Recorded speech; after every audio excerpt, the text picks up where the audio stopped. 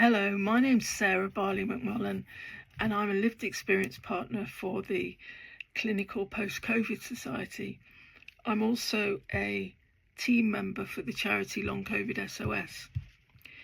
I have had long COVID for 4 years, and before long COVID, I had a successful career as a senior academic and a lead for diversity and inclusion at a university.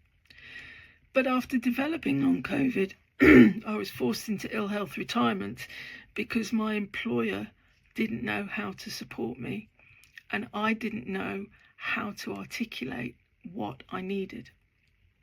It was devastating. But this experience highlights for me the impact long COVID has on careers and livelihoods, something obviously that's being talked about an awful lot by the government at the moment without actually managing to mention long COVID. I believe that you can play a significant role as clinicians in helping patients manage not only their health, but develop the confidence to advocate for themselves, either when they're going back to work or when they're in work, to help them stay in work. We know many organisations can be unsupportive. They can have really rigid policies around health, and there can be a lack of recognition of long COVID's fluctuating nature.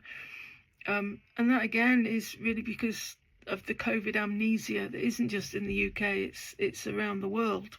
Anyway, I've come up with 5 areas that I think might help people with long COVID going back to work, and roles that, or information or guidance that you could take on to support the person with long COVID in returning to work. So the first thing is about educating patients on their rights. So many people with long COVID don't realise that they actually have legal protections. Long COVID can be considered a disability under the Equality Act if someone has had symptoms for 12 months or more. And that means that they're entitled to reasonable adjustments in the workplace. Encouraging patients to ask for occupational health referrals if they haven't been offered for one is also quite significant, because occupational health is taken seriously within organisations, and they can request flexibility, reasonable adjustments, different working patterns. Providing guidance on how to frame conversations with employers to talk about long COVID and to talk about the adjustments that you may need. That was something that I wasn't able to do at the time. And I really think support with that would really benefit people. Helping people articulate the needs that they have. So many patients don't know how to describe their symptoms in a way that employers understand.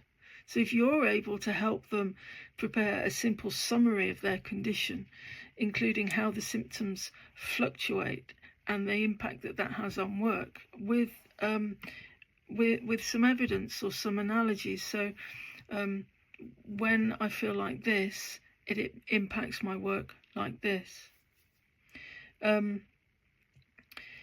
Enable patients, number 3, enable patients to set boundaries and pace themselves. So many people push themselves too hard for fear of losing their job, become too unwell because they've pushed themselves, have a big crash, and they're off work again.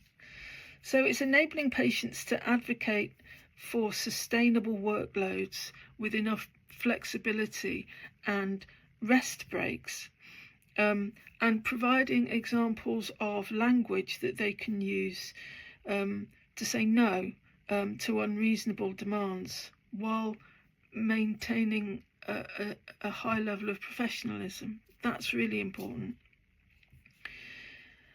Encourage open conversations is the fourth thing with employers. So workplace discussions can feel really, really intimidating. But if you encourage patients to request regular reviews to assess how the adjustments are working or not working with their line manager or with HR, then that may really help them. And then fifthly, directing patients to additional support.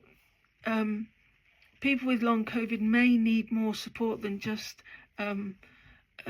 support from their employer and the adjustments that can be provided. So signposting them to advocacy groups, unions, employment support services, seeking peer support from others with long COVID who have successfully navigated work challenges. And there are lots of groups on social media that talk about that quite regularly. And encourage people with long COVID to involve trusted colleagues in conversations with HR or with their line manager, just so that they have that added level of support. So that's it, really. It's those 5 things. It's educating people on their rights. It's helping patients articulate their needs, enabling patients to set boundaries and pace threshold themselves, encourage open conversations, and direct patients to additional support. You have the power not just to treat people with long COVID, but to equip them with the skills and knowledge that they need to fight for what they need at work. Thank you so much for everything that you do for everyone with long COVID. I know that you will have had an incredible impact on so many people. Thank you.